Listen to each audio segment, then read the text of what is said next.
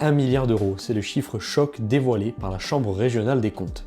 Dans un rapport dense, les magistrats financiers tirent la sonnette d'alarme. La situation budgétaire de la collectivité de Corse montre des signes de détérioration préoccupants.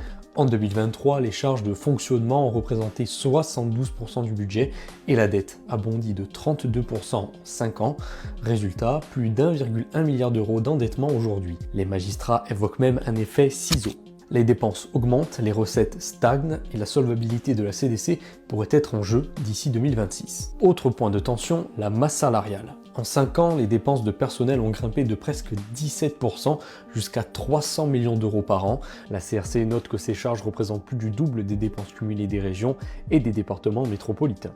En cause, la rémunération du personnel qui a augmenté de 16,3% en 5 ans et selon une étude de la CDC, 73% des agents ont ainsi bénéficié d'une hausse de leur régime indemnitaire en 2019. La collectivité a maintenu un haut niveau d'investissement, près de 870 euros par habitant et par an, ce qui est 2 fois plus que la moyenne nationale. Mais selon la Chambre, il manque un plan pluriannuel d'investissement clair et le Conseil exécutif peine à anticiper.